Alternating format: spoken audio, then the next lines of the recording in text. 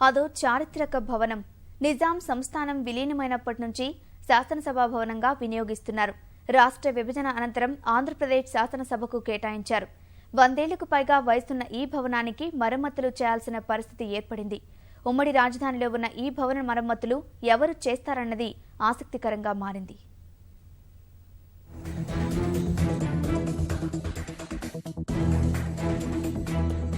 భాగ్యనగరి నడిఒడ్డున ప్రధాన రహదారిపై టీవీగా హుందాగా ఉన్న శాసనసభ భవనం అటుగా వెళ్లే ఎవరి చూపులనైనా ఆకర్షిస్తుంది. హైదరాబాద్ నగర చరిత్రలో భాగస్వామ్యమైన 100 ఏళ్లకు పైబడిన ఈ భవనానికి చాలా విశిష్టత ఉంది. సహజంగా ప్రభుత్వ భవనం అయినా, సామూహిక భవనం అయినా సర్కారు ఖర్చు లేదా దాతలు ఇచ్చిన విరాళాలతో నిర్మించడం సాధారణం.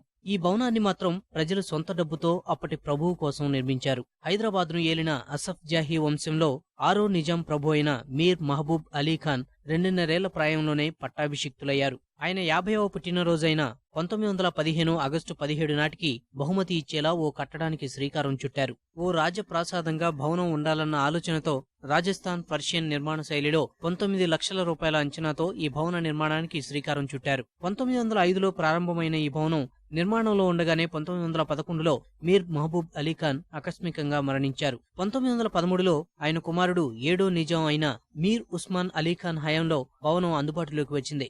మహబూబ్ అలీఖాన్ పేరిట నిర్మించిన ఈ భవనాన్ని టౌన్ హాల్ గా ఉపయోగించారు. వివిధ సభలు, సమావేశాలకు నిజాం నవాబులు దీన్ని ఉపయోగించేవారు. అప్పట్నుంచి ఈ భవనం భాగ్యనగర చరిత్రలో ఓ భాగమైంది. 1952లో నిజాం తన సంస్థానాన్ని భారత ప్రభుత్వంలో విలీనం చేశాక జరిగిన మొదటి సాధారణ ఎన్నికల తర్వాత టౌన్ హాలును హైదరాబాద్ శాసనసభ భవనంగా వినియోగించారు.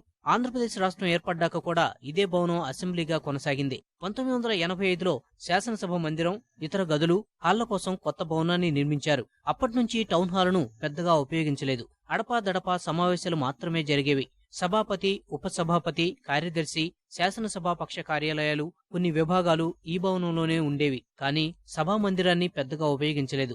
రాష్ట్రంలో శాసనమండలి పునరుద్ధరణ అయ్యాక ఉభయ సభల ఉమ్మడి సమావేశాలు, గవర్నర్ ప్రసంగాలకు వినియోగిస్తూ వచ్చారు. రాష్ట్ర విభజన జరిగిన అనంతరం ఈ టౌన్ హాల్ భవనాన్ని ఆంధ్రప్రదేశ్కు కేటాయించారు. అప్పట్నుంచి ఆంధ్రప్రదేశ్ శాసనసభ కార్యకలాపాలన్నీ ఇక్కడే జరుగుతున్నాయి. 2013లో టౌన్ హాల్ భవనానికి 100 ఏళ్లు నిండాయి. 100 ఏళ్లు గడిచినప్పటికీ చిన్నా చితకా తప్ప పూర్తి స్థాయిలో మరమ్మతులు చేయలేదు.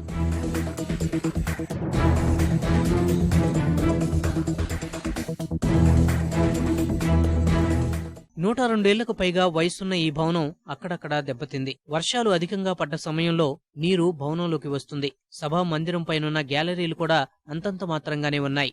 అంతర్గతంగా పలుమార్లు చేపట్టిన మరమ్మతుల వల్ల ప్రధాన గోడలు కొన్ని బీటలు వారాయి. వీటన్నింటి నేపథ్యంలో భవనానికి పూర్తి స్థాయిలో మరమ్మతులు చేయాల్సిన అవసరం ఏర్పడింది. తెలంగాణ రాష్ట్రానికి చెందిన ఈ భవనంలో ఆంధ్రప్రదేశ్ శాసనసభ కార్యకలాపాలు నడుస్తున్నాయి. భవనానికి మరమ్మతులు చేయాల్సి వస్తే ఎవరు చేయాలన్నది ప్రశ్నార్థకంగా మారింది. అధికారులతో ఇటీవల తెలంగాణ శాసనసభాపతి, మండలి చైర్మన్ సమావేశమైనప్పుడు ఈ విషయంపై విస్తృత చర్చ జరిగింది. భవనానికి పూర్తిస్థాయి మరమ్మతులు అవసరమని ఆర్ఎండ్బి అధికారులు అభిప్రాయపడ్డారు. అయితే ఎవరు మరమ్మతులు చేయాలి, చేస్తే ఏ మేరకు చేయాలన్న విషయమై ఎవరికీ స్పష్టత లేదు. దీంతో శాసనసభ అధికారులు విషయాన్ని తెలంగాణ రాష్ట్ర ప్రభుత్వ ప్రధాన కార్యదర్శి రాజీవ్ శర్మ దృష్టికి తీసుకెళ్లారు. గవర్నర్, ప్రభుత్వాల స్థాయిలో ఈ విషయంపై నిర్ణయం తీసుకోవాల్సి ఉంది.